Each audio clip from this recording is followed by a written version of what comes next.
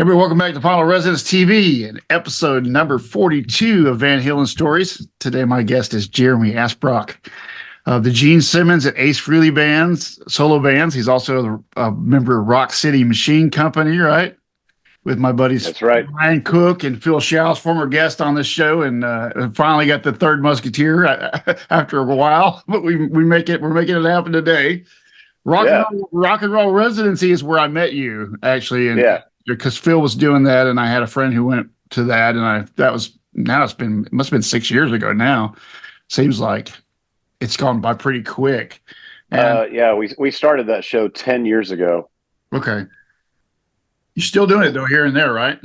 Man, whenever tour schedules align, which is not very often, honestly, I don't think we're going to be able to pull one together for the rest of this year.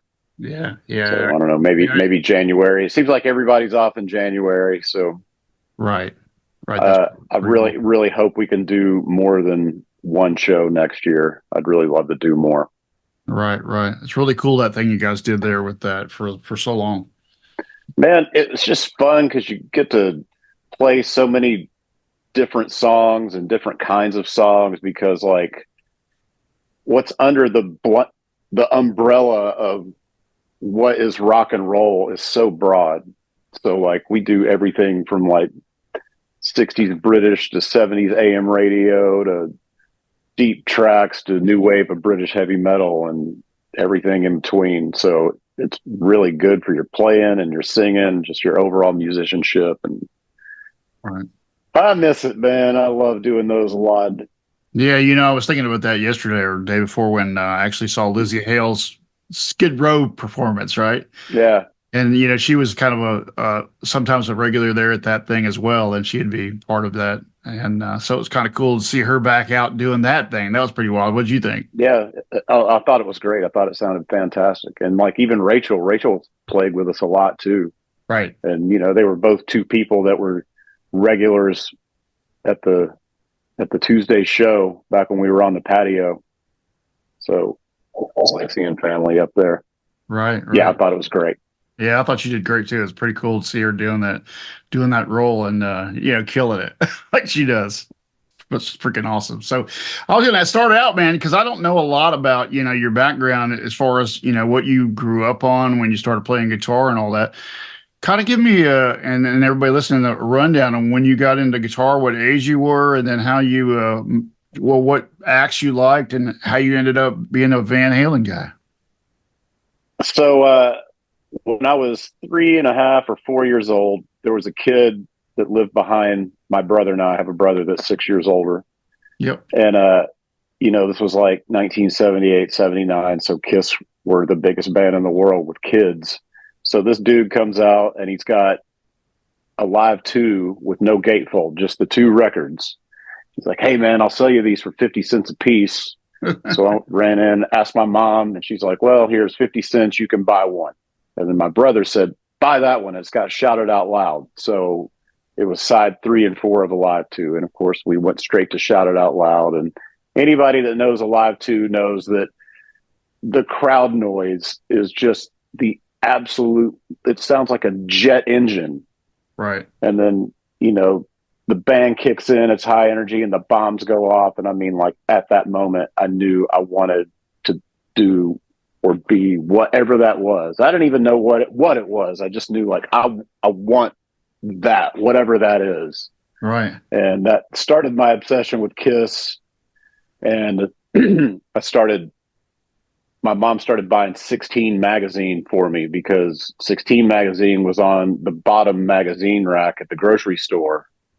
So, and it was a kind of clean and teeny bopper. And so by the time that was probably around 1980 when I started getting that magazine. Well, they also featured Van Halen. So that was my first exposure to Van Halen, was through that magazine. I'd not heard them. I just knew that they had this blonde guy that wore some crazy outfits, and that guitar player dude had this cool stripy guitar. Right. So by the time I heard them, I think the first thing I ever heard was the Beat It solo. And my brother pointed out, he's like, "Hey, it's that Eddie Van Halen guy." And I was just like, man, that guy's really good. And Right. then by the time I heard Eruption, it was like, that guy is way better than Ace Frehley. Holy shit. Yeah. So Kiss was kind of my first love, and after that it was the Who. The Who had a final concert on HBO in 1980, I think 82 or 83. And my brother told me, "Hey, they're in the Guinness Book of World Records as the loudest band in the world." I'm like, "The loudest band in the world? Holy shit, I want to see that." So they were like the second thing I got into. But man, after I heard Van Halen, it's like all bets were off. I even loved them more than Kiss. Right, right, right. Yeah, the whole Alive 2 thing was, for I don't know why this is, but I guess it's just our age group. Everybody Yeah, has Kiss was sort of a gateway for us into rock and roll, and then everything else that came after, we just kind of got caught in that whole thing with Kiss. And Alive 2 for me was the same way, man. It was like I had the gatefold with the big, just the yeah. stage. I eventually got it because I needed side one and two. Right. That's a freaking cool thing. And the fact that you But it's ended up, also like magazines. Like magazines, like help you discover other things. Like when I just got into Van Halen, I'd grown a little bit, and now I could see the second rack of magazines, which was Circus and Hit Parader and Cream and Faces of Rock and Rock Scene and all that stuff. So it was probably Circus, the first real rock magazine I got, and that would be 1984, and it's just like Motley Crue, Rat, Quiet Riot, Twisted Sister, Scorpions. Mhm. Yeah. That was a big year for that, and man, I ate it all up. So when you think back about Van Halen, you said Beat It was your entry to that. That was really the same thing happened to me. A buddy said, "This is that Eddie Van Halen guy," and I didn't know anything really about rock and roll. I was, a BMX racer at that time, and Yeah, we were on our way back from a national in Nashville, actually. And Beat It came on, and he told me that, and I heard the guitar solo, but I hadn't had any exposure other than that. I didn't even know what he looked like at this point. I guess that was the same for you. uh, yeah. Except for seeing them in 16 magazine, like I knew what they looked like, and I knew they were a band. I just didn't know anything about their music because you know Kiss was the only thing I fucking ate and breathed.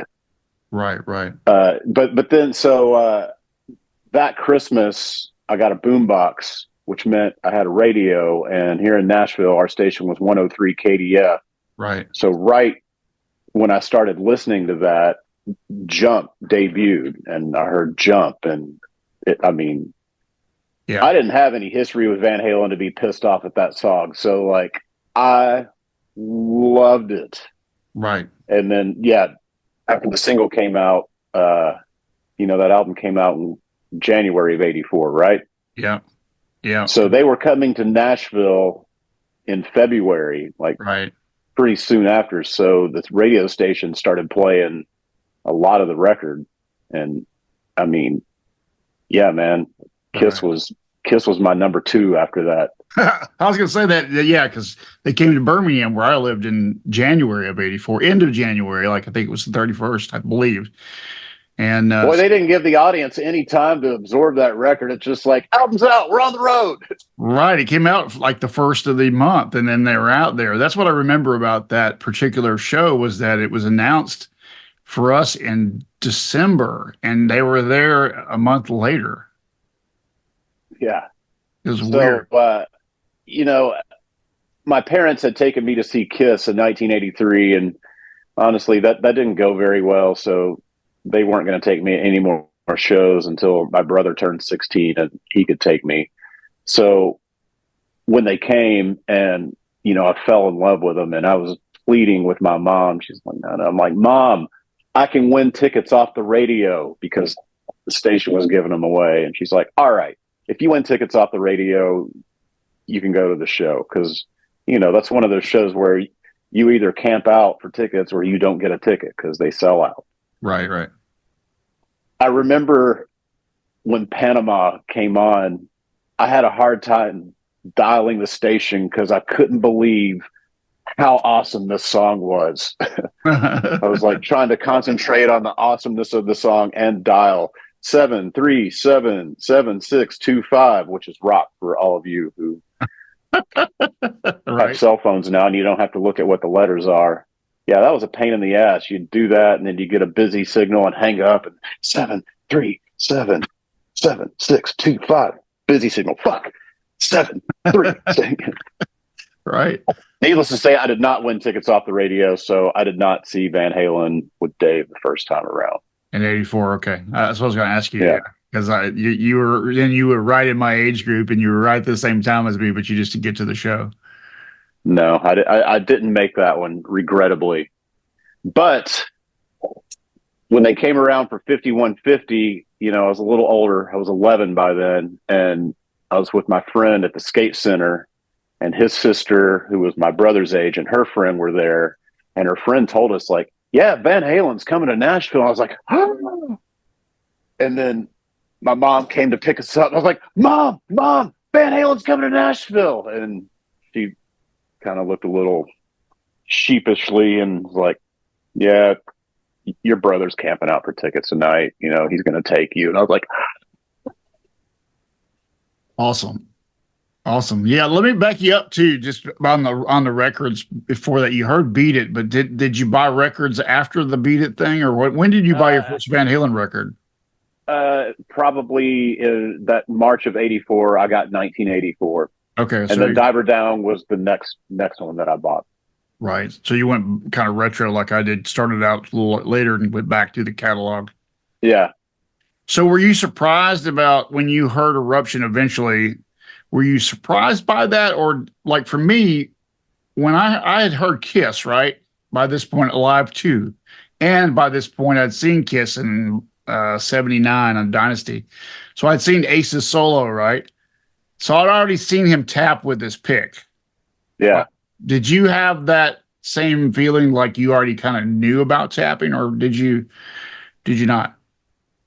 No, honestly, I don't think I ever put the two together, even when I didn't really, because back then I didn't know how to play guitar yet. Okay. My brain didn't hear the same thing. Even now, like there's just a difference between that and like what Eddie was doing and the way he was doing it. It was right. It was unique.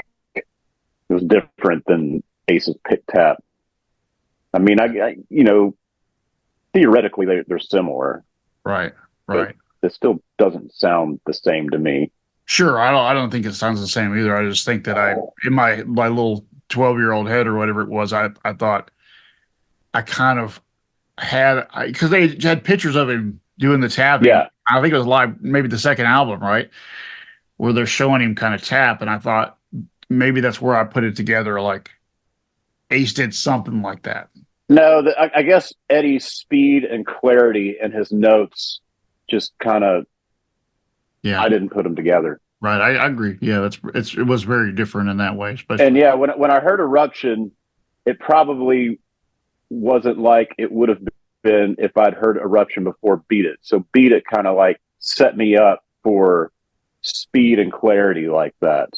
Right. So that by the time I heard Eruption, and it was like I kind of already knew right how good he was, and he could play fast and clear. But that was like, I mean, it's like any guitar player that hears Eruption for the first time, like I can't believe what I'm hearing, and I don't know, I'm never going to be that good. So it was like something to aspire to. Like the way I've always put it is Ace made me want to play guitar, but Eddie made me stick with it, because you're trying to achieve that level of greatness. Mm-hmm. And you've got to keep working and keep working and keep working to get there. Ace made everything sound possible. Phil Schultz has said that a lot. Like he made it sound like, oh, I can do that. My brain can digest that. But Eddie was something else. Like I don't know if I'll ever be able to do that.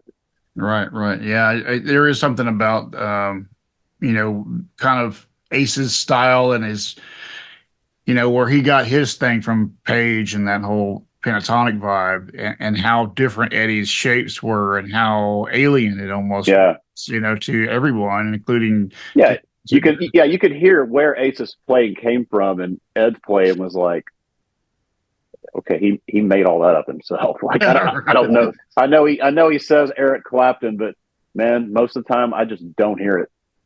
Right, right. Yeah, it's such a it was such a shift, and I think that that was, I mean, if you weren't growing up at that time, it's hard to understand the shift. It's sort of like the shift in music from the disco era to that, how that was sort of in the same time frame, and Yeah, all the other things that we knew back then as far as the culture and how we learned about bands and all that was so different than today, where you can just see it on YouTube. Like I can watch your show with Gene Simmons and or the Ace really the day of. right. It's wild, In a right? lot of cases, you can watch it in real time. Right. Live, right. That's crazy, man. So what did you think of Fair Warning? Was that one for you that was hot, or which albums did you love? Uh, 84 and Diver Down. Actually, it took me a while to get back to Fair Warning. I believe the album I got after Diver Down was Women and Children first, and then Van Halen 2, and then Van Halen 1, and then Fair Warning was probably last. Although, like, for that reason, it probably became my favorite for a long time until I finally gave up on favorites and realized that, like, I love them all equally. Right, right, right, right. It's real hard to, like if I asked you what your favorite songs were, just give me a couple of ones that just stick out. Light Up the Sky. So This Is Love. Uh, Top Jimmy. Um, I'm the One. Holy God. I love that song so much. Right, right. It's an amazing song. I really like the full bug, that nuclear Texas shuffle they do is one of my favorite things in the world. Yeah, that song and the whole pitch harmonics and the whole even the solo is just insane. It's so amazing how many different kinds of things that he did. Yeah. I mean, when you think I of, love it when they get progressive, like, Light Up the Sky and Girl Gone Bad and stuff like that, where it's, Out of Love Again. yeah. They're not dance tunes, Right, you right, know. sure. Like the solo in Out of Love is such a masterpiece to me that it's not, Yeah. there's no tapping and it just kills. But then again, like I said, I mentioned So This Is Love, just something that's real straight ahead and grooving and just a fun, good tune. I love that too. Right, right, right. That's amazing, man. The whole Ace thing.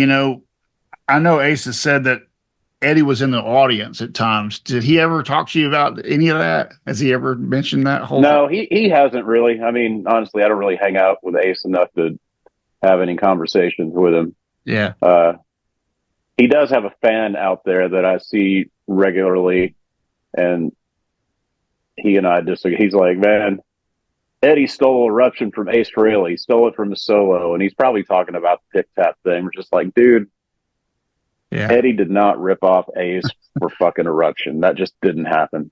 Well, yeah, there's a lot of talk that it was Harvey Mandel. There's that whole thing where he goes into the club with George Lynch and sees Harvey Mandel. But of course, Harvey Mandel was doing more of a very basic version of what he ended up doing. Eddie just took it to a whole another level. But it is interesting to try to figure out where he might have seen it. And I think that some of the things he was doing, Rick Derringer was doing back in the mid 70s, like the thing behind where he reaches behind Yeah, string and all that behind his fretted hand, which we see like in the end of Unchained Live, where he does that. He reaches behind it and does that faux capo behind it. Yeah, that's pretty cool. right.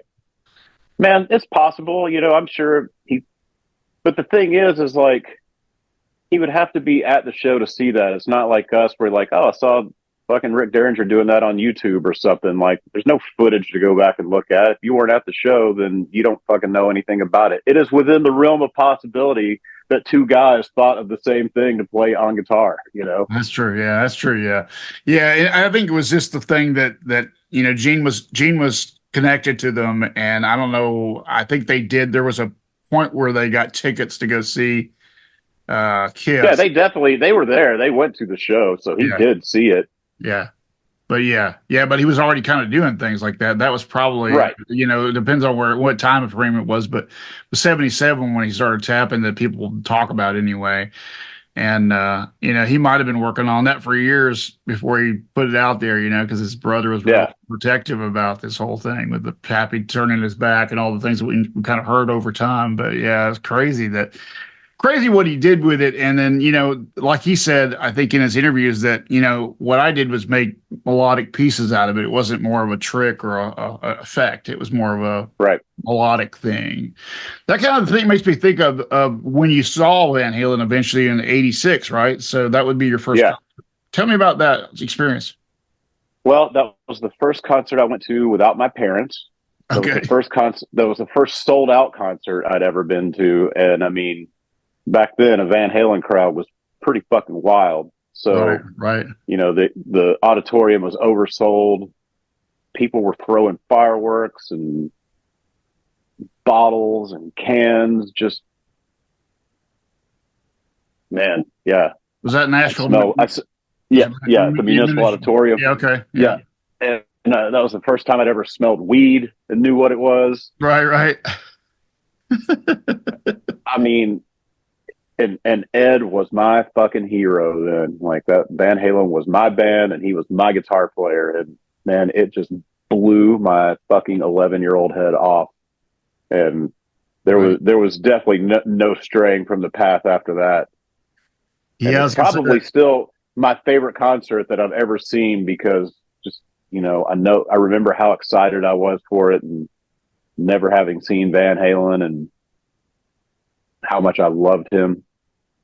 right. Well, you think about Live Without a Net, that would have been the same year, and how amazing that solo is. It's one of the things when you see archival footage, they always play the solo from the Live Without a Net. Man, so like I've seen a lot of those things lately, those clips of people reacting to that have never heard it before. Yeah. And I swear to God, the last time I was watching one of those, I started crying. Yeah. Like, and I was amazed that as many times as I've seen that solo, probably like you, Yeah. that it can still move me so much that I tear up. Oh yeah. Yeah, he had that effect, right? Because Phil, your buddy Phil, he had that on camera a couple of times where he kind of got welled about the Eddie Van Halen influence and his exposure to it, and I think that's something that we all kind of felt somehow the same way about it. It's such a weird thing with him that I just don't. When I think about other players, I don't. There's not such a visceral emotional reaction to other people like that. Yeah, yeah, yeah. Same here. There's no single guitar player that I love as much as I love Ed Van Halen. I mean, I love Jimmy Page. I love Jeff Beck. I love Ace. But I don't know, man. There's just something different. Yeah, there is. Maybe it was the way he presented himself on stage. I'm always asking people what it is about Eddie Van Halen that besides the fact that we all know how technically proficient he was, but what's the emotional, what it is about his smile or his stage presence or something about him. Man, you can tell he means every fucking second of it. I mean, I've seen all of my favorite bands going through the motions, but I don't think I've ever seen him going through the motions. Whenever I saw him or any clip that I've seen, Mm-hmm. he means every bit of it. Right. There's no phoniness, even his fucking jumps and throwing stage shapes and stuff all just seems like really, really genuine. Yeah, you're right. Because even though he even said that, or his brother said that he had to kind of force Eddie to start moving around on stage. When he finally came into that whole thing where it just seemed totally natural when he did. I don't know how he. Dude could get some air, man. Some of those photos, I'm like, how the fuck did he jump that high? No wonder he had to have his hips replaced. Well, they say he was his brother. I just listened to the interview with Steve Rosen with his brother. Was just like 6 hours of his brother talking about everything you can imagine in 1985. And his brother said that he was super athletic and he'd won the 50-yard dash or set the records for the 50-yard dash a couple of years in a row when he was young, and that he really was always athletic. And that's just a weird thing. But, then you see this on stage and you go, yeah, he was extremely athletic in the way that he presented himself. If we think about some of those Yeah. 81 tour where he's jumping up, and that's where I really think that I started seeing the video of him jumping was like 81 is when he started to kind of do that really high jumping. I never Wow. noticed that. You're right. The scissor kick thing. Mm-hmm. 81 maybe somewhere in there. Um, yeah, because yeah, he did definitely, do shapes and things in the first tour, second tour, third tour, but I don't remember any particular video or shots of him. Maybe there's that one shot of Slowzauer's that's on the book with the what's that guitar, the black and white one, not the Explorer, but the one like it.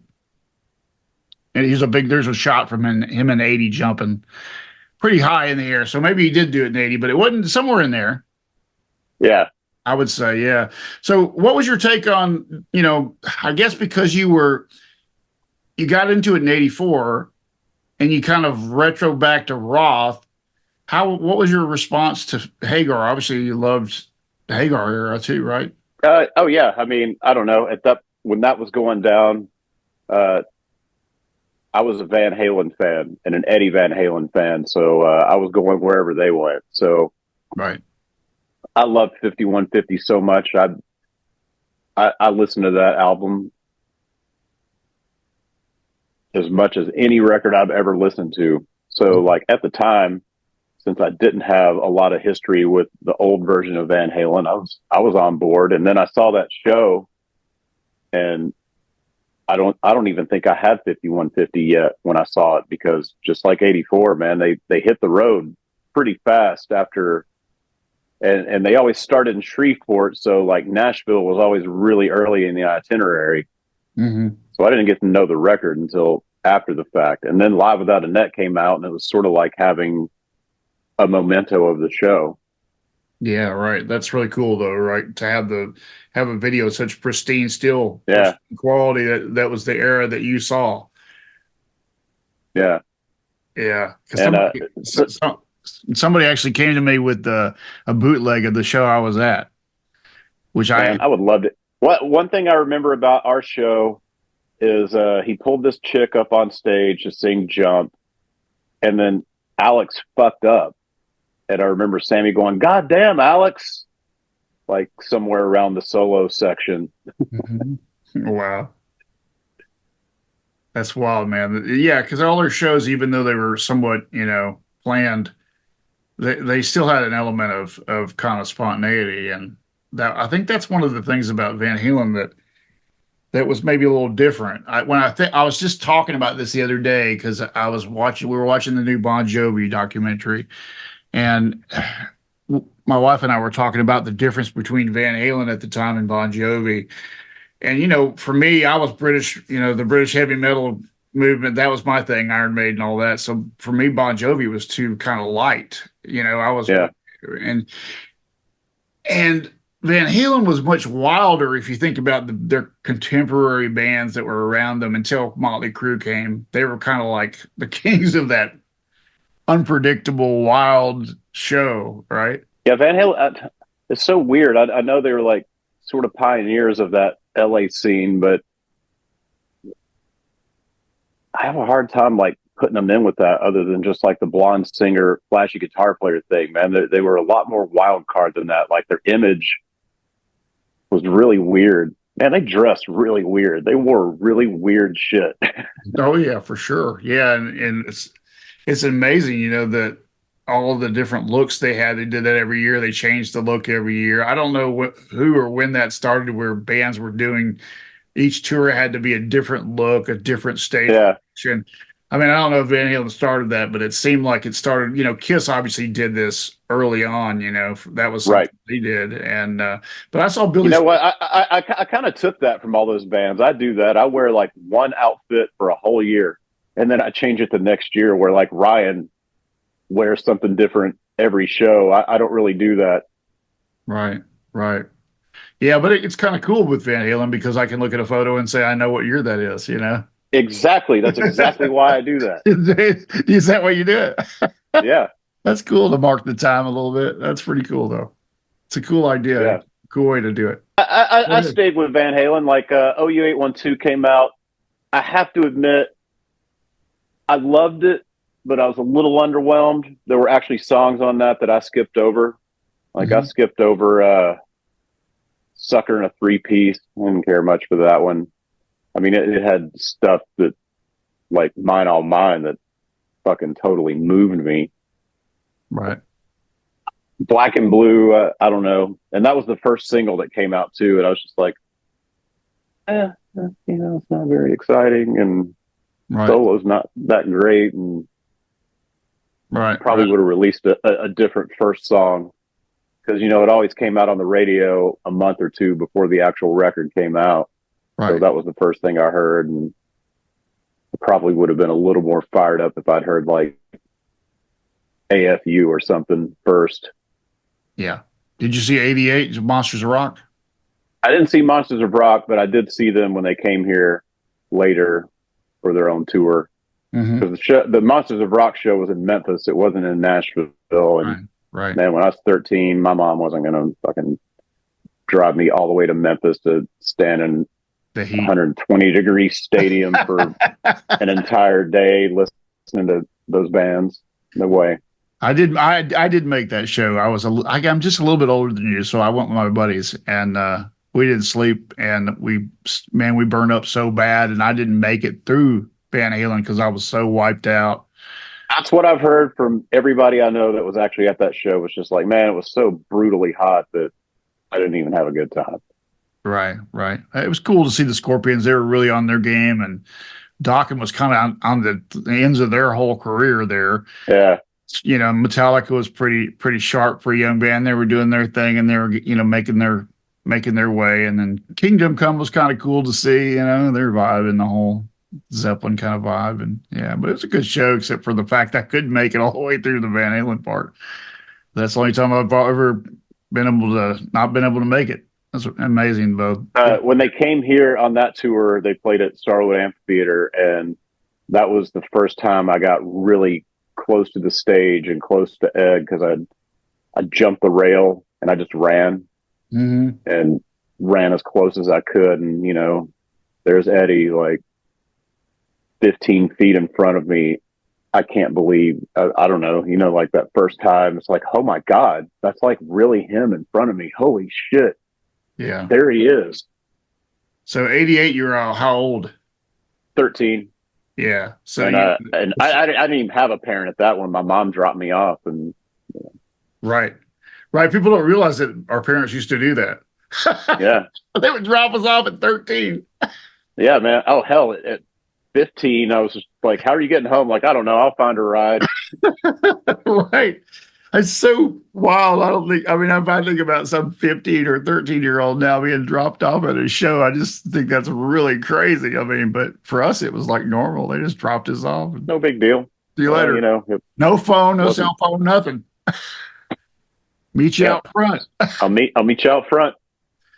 Right. That's Worked every time. So when they came back, let's see, that was 88, and then they came back in 1991. That's when for Lawful Carnal Knowledge. yep. Uh, 91, 92. again, I jumped the rail, same venue, but I made it even closer, and I got a pick that time. All right. Right on. Yeah, I've been to Starwood back. I went to Starwood to see David Lee Roth when he came with Sammy Hagar. Okay, I was there. Yeah, yeah. So I know what pitch you're talking about. Yeah, That's a pretty cool place to see that. yeah, and my Van Halen pick is black with gold lettering. Okay, yeah. But man, I was like, I got a fucking Eddie Van Halen touched this pick. Right. It's cool to have that though, man. Like that tour in particular, or that album was really a cool hot spot for me Yeah, man. for that period. Yeah, me too. And I don't know, like I wasn't underwhelmed with that one. Like I thought it was fucking super strong and kick ass. Right. Yeah, I love some of the songs on that one, Top of the World and Run Around. Judgment Day, holy Oh, shit, man! The yeah. fucking solo in Judgment Day, and then he comes out and he's doing the tap thing Yeah. like that, and you're like, yeah, Right, because he kind of started messing with that when he was doing a solo spot in '84, and he kind of eventually put it Yeah, in and he had that thing that he put a patent on that, like, table. I Yeah, mean, I mean, who's really going to use that? but it is funny to see like Steve Vai do that later, in his song, Yeah, and that's right. He did do that. yeah, yeah, and Eddie would seem like he would just come up. For me, it was like he had these little solo spots every album or something, even though there wasn't a solo spot on that album. he, Yeah, he still had some new element that he was adding to his. yeah. No, it's like, oh, there's the new trick, the new thing, or whatever. Right. That really made Yeah, it I'm trying. different. I actually thought about that recently. Like, when did Ed stop having that? Where it's like, oh, there's the fucking his new thing, because like with Fair Warning, it was the Mean Street intro thing, and then for his solo section, he did the slide on the strings. It was like that, but a little further. And '84, he had his table where he was doing the thing, and Cathedral on Diver Down, and Hmm. Yeah, he just kept on. He kept on innovating. So everything had, like, you just knew that was going to be part of the next album somehow, yeah, some new thing. It made yeah. him So like that different. that was actually around the time, like after Foreign Lawful Car Knowledge, like the live album came out, which was like basically the same tour as before. And man, I kind of jumped ship on balance. Did you? I Okay. wasn't feeling it, and I didn't see the show here, and I don't know. I was kind of on a break from Van Halen at that point. I was, I was really, really, really digging into all things classic rock. That's when I was deep into the Beatles and learning the Beatles and the Stones and Led Zeppelin and all that stuff that I'd not been checking out in the '80s. Right, right. And That's what I don't know, I noticed about our era is when the grunge period happened. There was all kinds of different avenues that we all took. Maybe not so yeah, much grunge. It was more like I was kind of I checked out too a little bit. Not not totally. I was playing, but I wasn't as feverish as I was through the '80s and '90s, the early '90s anyway, with guitar at that point because I just had grown up on all this other stuff and I didn't really right. connect with the other things. But yeah, that period was the same way with me. Same thing. And that's probably around the time when I started getting into the Dave catalog a little harder. Okay. Like I'd had those records and I listened to them, but I was listening to the new Van Halen album all the time, and I didn't have a problem with Sammy and Van Halen at that point. Right. So yeah, I started digging in a little harder, and into adulthood, I kind of felt like you know their music with Dave was, I don't know, was a little more intelligent. Dave's lyrics were a little smarter. Hmm. The subject matter was not as, I hate to use the word milk toast, but I'm gonna. Yeah, yeah, I know what you mean. But And Ed's playing was a little more inventive. I don't know. Like, I then understood that they're kind of two different bands with two sure, different points of view. sure. Ed is the connecting factor because he writes the music and it's his band. So I I I hear like that bridge, but as far as my personal taste, I prefer the first six albums. Right. I was gonna say, one of the points that a lot of people made is that Ed responded to the singer in the way that he presented what he was presenting. So, like for Beautiful Girls, for instance, at the end, as Dave's doing his little raps at the end of Beautiful Girls, how Eddie's kind of responding to those with call and answer kind of little licks. Oh All yeah, that ending, there's this constant back and forth between the two of them. Like they're constantly doing that thing with each other where Sammy and him had a different dynamic that way.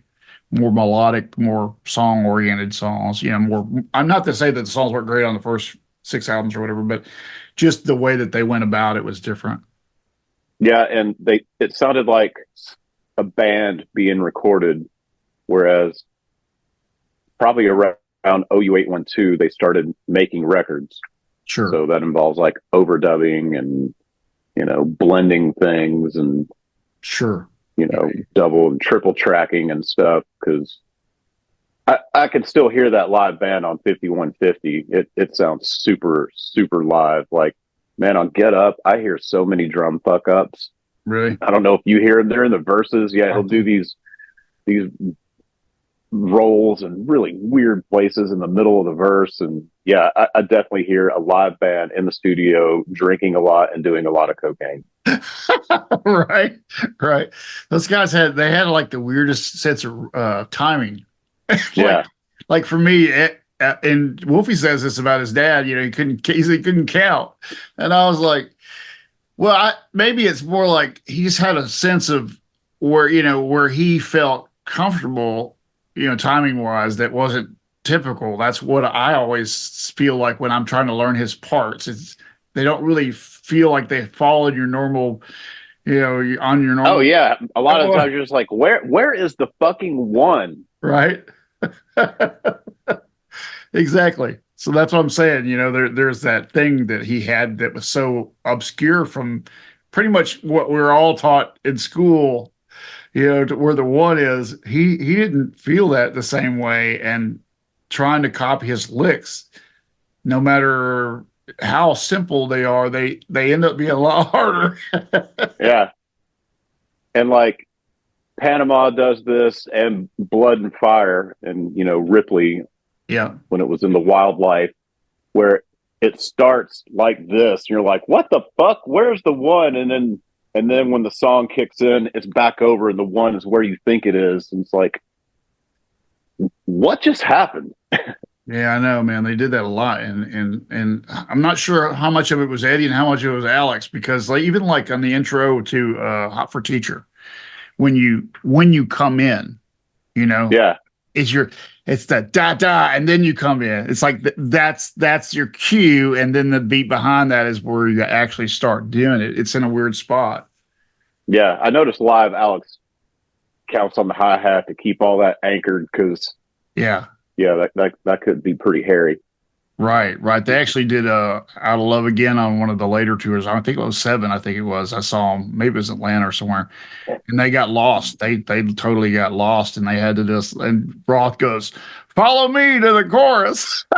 They Yeah. got back on it, but they really did screw it up. It was funny to watch, but it was great. Yeah, Phil and I went to the first night because Yeah, I so don't did know, I. in a situation like that, you're not absolutely guaranteed that there's going to be a second night. So it's like, well, if we see the first night, then we know we get to see one.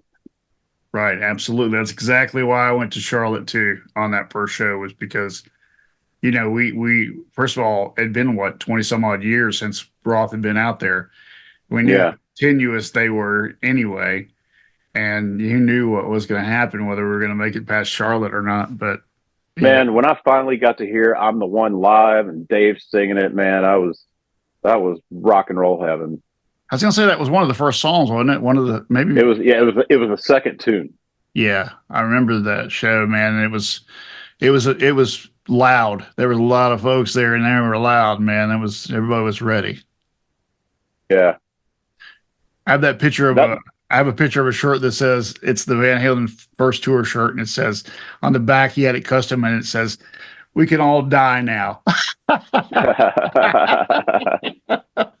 Yeah, Man, that tour was good, and like we all kind of know what happened to Dave's vocal abilities, but he sang great on that tour. He probably sang everything better than he's ever sang it. I could, after watching tons and tons of footage, I could tell he was a little subdued physically because he was concentrating more on singing than like doing his Dave shtick. So that when they toured again, when A Different Kind of Truth came out, he was back to being a little more active. right, right. Although he acted is a little different, but Broadway Dave was back. Broadway Dave. yeah, Magic Hands. yeah. Right.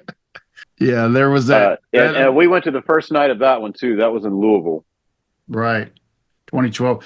Yeah, the 2007, 2008. I don't know what happened with them, but when they got back together for that tour, Dave was more on his melodic, his melodies, and as far as his vocals and the way that he pulled that off, that tour was probably as good as maybe the early tours, before I even saw them.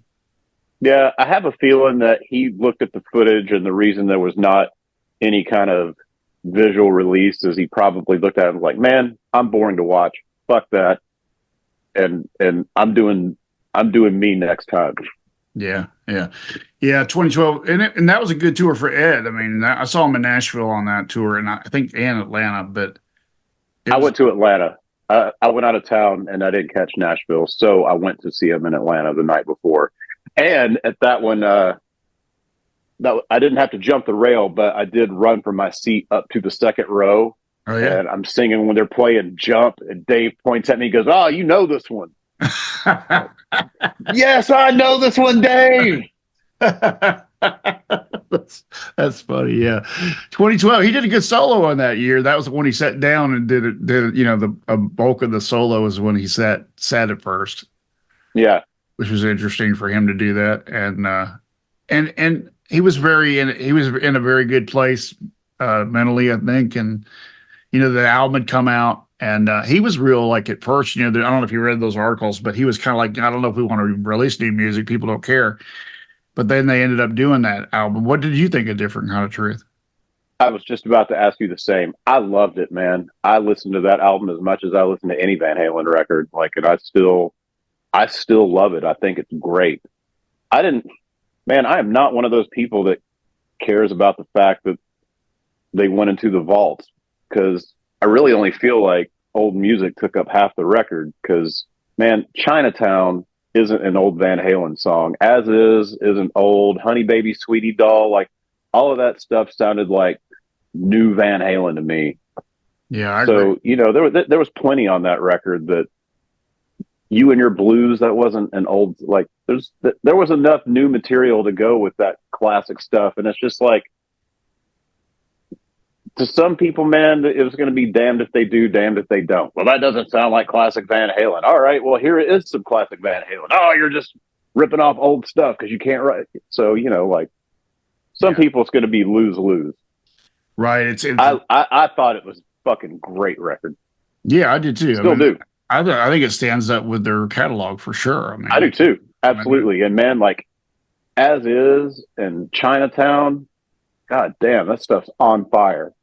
yeah, when I heard Honey Baby Sweetie Doll, I thought, wow, what a song. That's a wild No song. shit. That solo Yeah, yeah. It's is wow, fucking man. incredible. And Chinatown too, the solo and the whole breakdown with the sun and the way they do that was just killer. Yeah. I had said this before on here, but I was in Nashville at Vintage King one day, and Ross Hogarth came to Oh, do cool. it, and who engineered that album, and he had the tracks without the vocals, and he let me listen to. We was letting the group listen to. It was only like 20 of us, and the multi tracks, and we were listening to Chinatown, and we get to the solo section, and he soloed. I think he soloed Ed on that section, and I was like, "Dude, there's not even that's a live solo, right?" He's like, "Yeah, that was a live solo. He didn't punch anything on that, because there's Man, all Vintage King is like 5 minutes from my house. So, like, something like that happened that close to my house and I wasn't there. Oh, yeah, man, I would love to have heard that.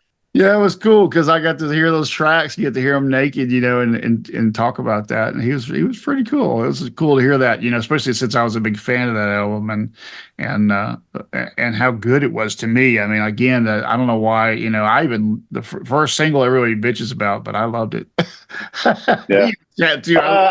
I'll admit I was a little underwhelmed with it, but But for me, it's you like know, Dave. That's just Dave. That's the way Dave I is. thought I thought the lyrics were great. Like, the lyrics are really smart, and Yeah, I mean, it's a cool tune. I don't know if it was the lead off song for the record, sure. like the first song. They could have started it with "She's the Woman," and it would have been, Yeah, it would have been more people would have bought in quicker, probably. With yeah, your classic Van Halen people.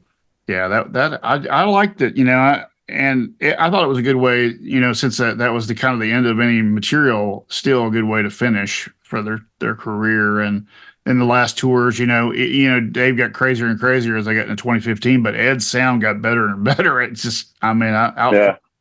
I don't know if their engineer, I think it was the guy they had for a couple different tours, but man, saw them outside for the last time. I never saw them outside until the last show I saw, and because Wow. you would have seen them at Lake or Starwood, a whole Starwood, bunch. Yeah. Starwood, yeah, outside. So yeah, it sounded so good, and his guitar sounded incredible at that show, the Stealth and all of that. So, what did you think of 2015? Did you go to that? I did. I went to see him in St. Louis. Uh, them opening with Light Up the Sky was a fucking dream come true. Right, right. Yeah, that was a great song. Uh, it was, there's a couple things. My takeaway from that show is that for anybody that's been to Hollywood Casino in St. Louis, it's right next to the dump. So like the smell of garbage was so strong, having a hard time getting into the show because it smelled like a dumpster. Wow. Yeah, that's wild, man. Yeah, I actually went to see the '07, '08 tour in St. Louis. I saw the '08 show when he came back Okay, after they took the break.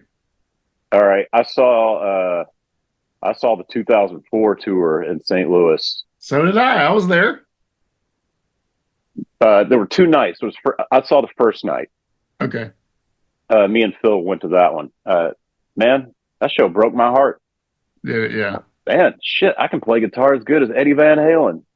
yeah. And then I saw him in Atlanta on that tour a few months later, and it was even worse. Like Really. I don't know what the fuck he was doing. Yeah, I can't remember exactly. I went to two shows that tour. One of them was Louisville, and it was you know what? He was actually really good that night. And it now the other show not so good. I think it was Atlanta that I went to, but the Louisville show I was up close, and the solo section was actually excellent. And I was like, "What is going on?" Wow, You know, he was really on. I was like, that means the mixture was working that night. something because it was weird, man. Because I remember just distinctly going, "This guy is just on fire tonight." And you know, I saw the other show, and I was like, you know, everybody knows what happened, but yeah, man, that particular night was good. But yeah, that was a rough point in his life. Boy, it was a hard time. He was, and it was hard to watch, right? Like you said. Yeah, so I had a friend that moved to LA in 2005, and he wound up working in the adult industry, and he was working with someone who starred and directed videos, and his wife was an actress, Hmm. and that's when Ed started hanging out with that industry. Right. So he told me Ed had started turning up on set a lot. You know, Oh, he's like, really? yeah, man, he shows up in this old beat up truck with a bottle of smoking loon wine, and he's just drinking it out of the bottle and stuff. And yeah, Yeah. man, I think he's gonna invest in some films. And I said, what? No, that's not what Ed Van Halen is supposed to do. He's supposed to get back with fucking David Lee Roth and be in the band. And that guy, so he's like, honestly, Jeremy, I'd rather him just stay drunk and give me a shitload of money. That guy did wind up getting me an autograph that I never got from him because, like, my friend fell out with him, and you know that didn't. He never actually got it, but I did get to see a screenshot of the photo. Like Eddie wrote to me, to Jeremy, Eddie Van Halen, Yeah. Wow, that's cool. but I never got the actual photo. That's crazy, man. That you know the whole thing. He ended up marrying Janie, who was a you know a Roth has said that you know that she was a caterer for that business, Yeah, and that's how he met her. And really, I think the reason that he was alive as long as he was. I mean, he managed to get him all straightened up and back on track. And then you know we saw the great album and tour and tours that came after that you know he was really back to normal. And Wolfgang, of course. Now, what do you think of Wolfgang's stuff and what he's doing? man, he's obviously a fucking talented, awesome musician. I catch clips and stuff when I can. Hmm. At my stage in life, it's really kind of tough to like follow anybody, new artists, new music and stuff. You know, Right. Right. family life, kids, your own career, you know, all that stuff kind of never makes it difficult to like keep up with anything. But You tell me about Gene Simmons because obviously you worked with him for a number of years. Did he ever talk about Van Halen to you guys? a little bit. I mean, honestly, a lot of the stuff he'd say is just shit that was already in his book. And you're like, oh, you know, I read that in your book. Right. Uh, you know, he had told us that uh, BB Buell was the one that took them to see him. Okay, well, I didn't know And that. I've met BB at the Rock and Roll Residency show. I met her one night, yeah, and so I did. I knew I've seen a picture with her and David Lee Roth together. yeah, she took them to see him. And, Okay, you know, the rest is history. yeah, because that story it's weird because there's a lot of different stories about how they ended up at that. The show that I guess was Paul and him together, right? The first time. Yeah, Yeah. yeah. She took them together. So like, yeah, it was her. So she was hip to them before, obviously before they were. Yeah. And Yeah. our sound man, Ace's sound man, Night Bob, saw them in a backyard party Yeah. Wow. Yeah. because I can't remember who was the one that told him. He's like, oh, you know who's the new hot shot in Los Angeles? Like, oh, you got to go see this Van Halen kid. Yeah. Right. And what did you say about seeing them there? It blew his fucking head off. Like everybody's got the same response. Like I just don't know how you could like guitar and hear that for the first time and go like, ah, he's all right. Right. There's a couple guys that said that. A couple guys that he probably opened for over the years.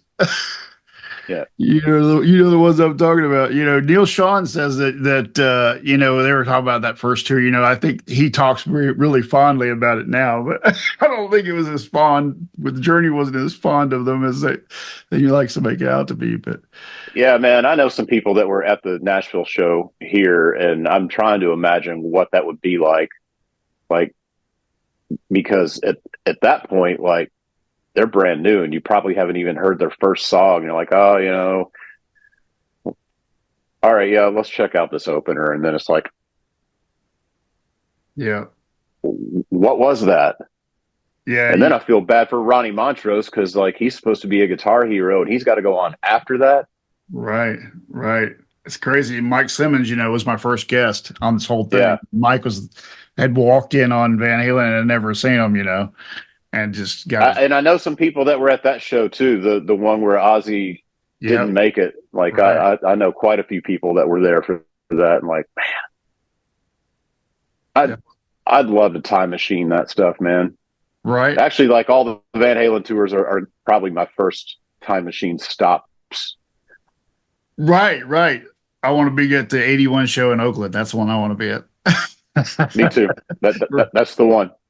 Right. I mean, that show and those videos were what got me going, man. It was like I saw Kiss, in '79, but to see that Van Halen, those three songs for me it was the thing, man. I was like, oh my God, these guys, I don't know what it was, man, but like Kiss, I say this on here before, but Kiss was like almost unattainable in the way that they presented themselves. I didn't see Yeah, myself ever being Kiss at all.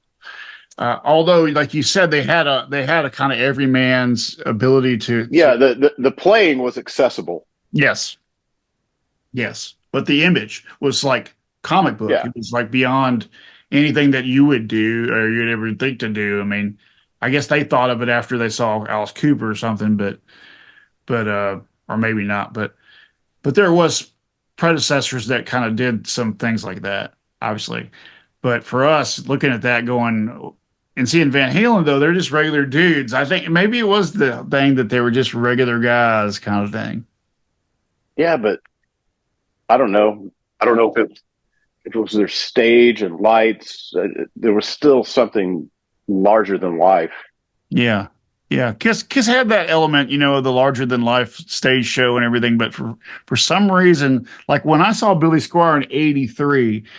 It was a very sparse stage. I mean, all the bands I remember seeing in early 80s, they had very little stuff on stage. It was pretty much just Yeah, them and their gear. But when Van Halen 81, that show and that whole look of that stage and the yeah, they're like, whole, what the hell is this? yeah, Fire in the whole. I mean, that's so today it's just so normal. But to think back, there wasn't really anything like that, really. yeah, and the lights, and man, think about like you've seen how many lights are up there, and they're all those hot par cans. Yeah. Like how all of those lights are on, how fucking hot that stage probably was. Right. I had mentioned that to Greg Bissonette on the last episode about the tour that he did with Roth after that, because there was like a super crazy amount of par cans. And I said, I think it was the most par cans ever put on stage of, the era, like 2000 or something like that. Can you imagine 2064s up there and what kind of power that would take just to drive it? No kidding, man. It'd take a whole power grid to do that. Ryan and I got to do Ain't Talking About Love with Billy and Greg. Yeah, A rare hair thing here. Yeah. Yeah, we got to be the Eat 'em and Smile band.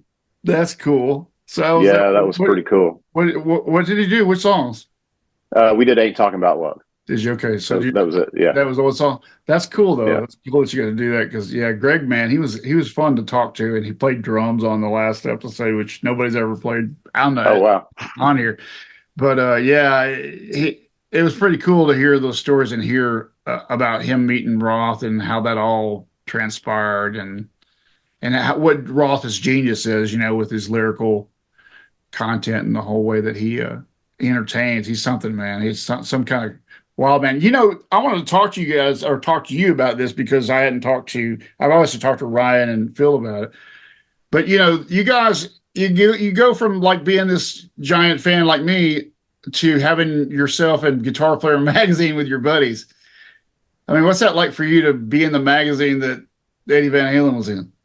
The coolest thing in the world. And the fact that the last one that came out, I did not know it was going to be in print. Like we'd done the interview piece. I just thought it was going to be on their online thing. Yeah. I didn't know it was going to be in a print edition. And then with Ed on the front. Was that Guitar World? Yeah, Guitar World. Yeah. Andrew Daly, he's the writer, great guy, great writer. Right. But that was a dream come true. Right. And like we've been in there twice now because one of the other times Kiss was on the cover and they did a piece on me and Phil and Ryan. Sorry, I'm like hooking up power here, so That's okay. I don't lose you. Yeah, yeah. Yeah, that's because that's like every guitar player's dream to be in Guitar World. Yes. So I did it. It's done. Yeah, right. And That's Eddie's on the cover. Oh yeah, that's even better, right? I mean, Yeah. Oh, that was like the cherry on top for that. Like, right. For all you guys, right? because I would have bought that issue anyway. Right. Right. Yeah. And it's really cool that the three of you, have had this situation together with Gene and then with Ace and everything that you guys have done over the last, I guess 10 years has kind of been going right. Yeah, man. And, it puts us in a very unique position because most bands are put together like sort of randomly. And we have been this unit together that went into these things and did it all together. And we were friends prior to any of that. We were friends before we played together. We weren't musicians that were put together and then became friends. Right. Which is what makes us a little more unique. And as far as being involved with Kiss guys, we're all friends because of Kiss, because we were Kiss fans. I met Phil because he came to one of my shows and was wearing a Love Gun shirt before you could get a Love Gun shirt at Walmart. I'm like, oh, wow, that guy's got a fucking Kiss shirt on. I'm going to talk to him after the show. Sure. And, with Ryan, not the same story, but, his cover band was doing the Kiss cruise and both of us loved Kiss and, Right. sort of set off on that path together. And when Gene asked Ryan to put a band together, it's like, I got the guys. And, we were like the three Musketeers or the Three Stooges, however you view us, going into this thing together. Yeah, that's cool though. Those are kind of things that happen with bands. You get these, you get like have a core band of guys that you played with on all these gigs, and you have these common experiences anyway, and then it just so happens that when you get the call to do something, you have this opportunity that y'all can do it and fill the need. Man, it turns out to be this mega cool thing for all of you, which has spread out to Yeah, and we'd already played together, through the residency, and for me and Ryan, the Big Rock show a lot. So we knew what each guy was going to do. So we didn't have to spend a lot of time figuring out who's going to do what. Already have a pretty good idea, yeah. and it can be as little as just a quick text conversation. I'm doing blah blah blah. You do blah blah blah blah blah blah, and then it's done. Right, right. And it's weird, to have the chemistry between you, to know that what's the fit, Yeah, as far as your playing and all that. And it's cool that, like Phil lived right down the street from me. It's such a crazy thing, but how he is now an Accept, part of that. And then I just saw, it was not long ago, Joel Holkstra, who I interviewed, actually is in the yeah. Accept now as well, which is pretty wild. So it's cool, all these little different avenues you guys have gone down. You're still doing the Ace thing on a regular basis with Brian Tishy, right? No, No. Brian Tishy's in Gene's band. Oh, that's right.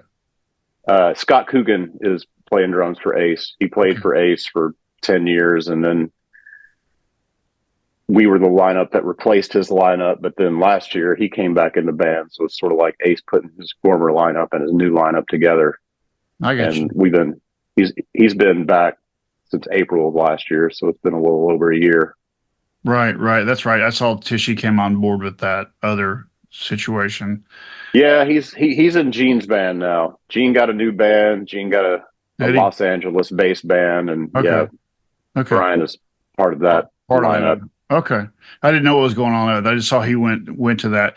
And he's been on here before as well. We had a long conversation about Van Halen. He's a guitar player too, and I know, man. I watch him doing clips, and he can play Van Halen stuff on guitar better than me. And he's a fucking drummer. it's sick, right? I was like, Yeah, how I ended up having him on, because I was watching him play these covers, and I was like, dude, you're killing these covers, man. It's really cool to have a drummer like come on and talk about guitar and all that. And Eddie's whole background as a drummer was a big part of his influence. And thing that Greg and I talked about is how Eddie's drumming influences things like Mean Street and things like that.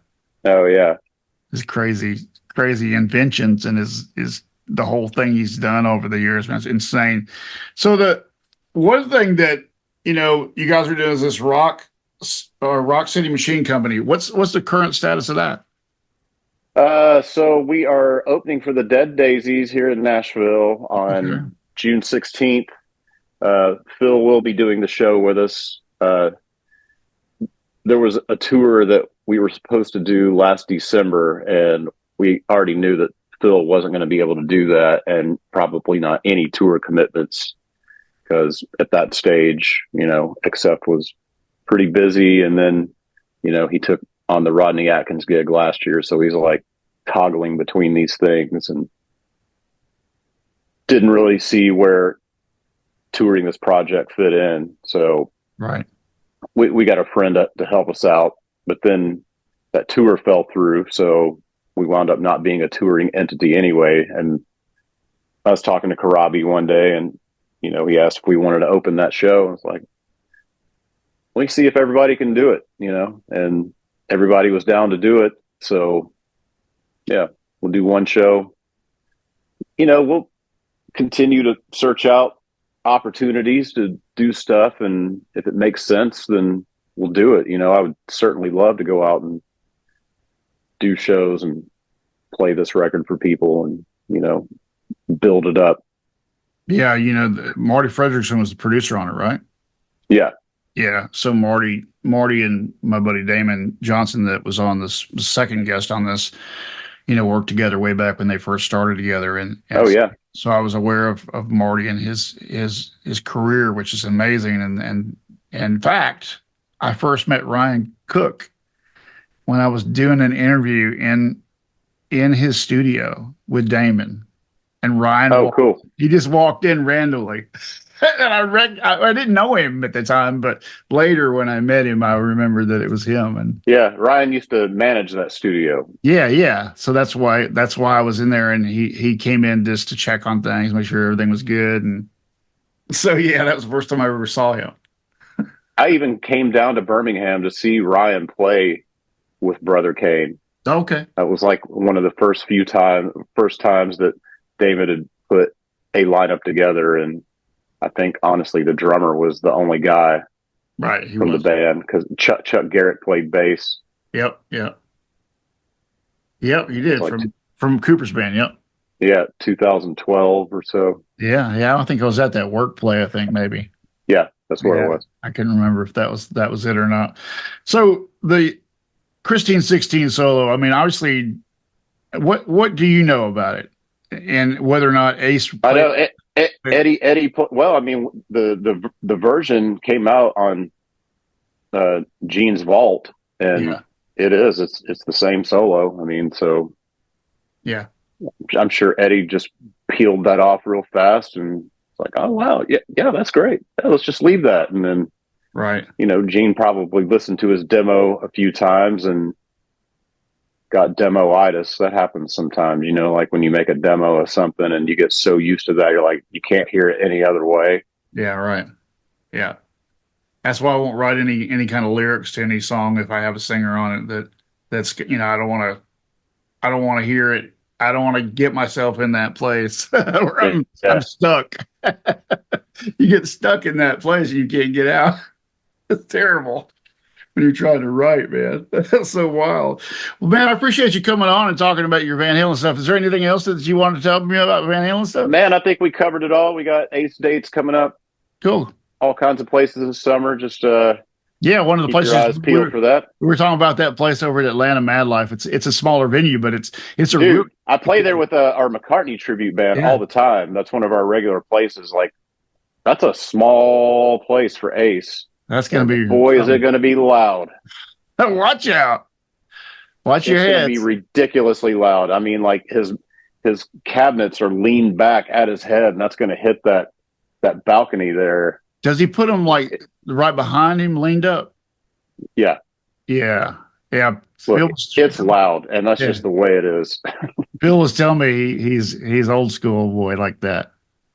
Yeah, and like it's going to be a loud show. Even just the stage volume is going to be brutal. So bring your earplugs, people. Right. You're going to need them. That's cool, man. Well, thanks for coming on, man, and talking about You're it. welcome. If I finally got Yeah, to do thanks, that, Jeff. I appreciate you doing it, I'm man. glad you finally had me. As I'm glad. Yaks and Van Halen. Yeah, man. Well, Van Halen's the band, man, and we're all here probably because they were here too. it kept me in. Like I said, Ace got me started, but trying to aspire to those heights is what kept me in. Don't you think that's what I think that Eddie Van Halen, was important about Eddie Van Halen was that he did set a bar, and we did kind of try to chase it. I think Still am. Right. All the guitar. In fact, it blows me away. Like, man, I'm 49 and I'm like nowhere near as good as that 23-year-old kid. He was insane when he first hit. I mean, just even the kids you see today that are 8, 9 years old, there's something about the fire of Eddie Van Halen at that 23-year-old kid that just, well, I don't think we'll ever see it again. I don't know, man. No. It's just impossible to even imagine anything that's gonna do that again. No, there's probably not. So yeah, it's amazing. We got to see it. We got to be there. We did get to see it, man. It's like I always say, like if this podcast is like, what if I could like interview people that saw Mozart in his era, and they could tell me what it was like to see him live and maybe to meet him or at least get his pick or whatever. Yeah. Right. It's such a cool thing to be able to capture for people in the future. That's one of the reasons why I started this thing. I thought, I don't know how long YouTube's going to be around and these videos are going to be around or podcasts are going to be around, but but it's a documentation of these events where you get to, to hear people talk about their experiences. So I appreciate you being part of it. Thank you. Thanks a lot. Yeah, yeah, man. Have a great day, man. I'll talk to you soon. All right. All right. Thanks, Jeff. See you, See you, buddy. bud. Okay. Bye bye.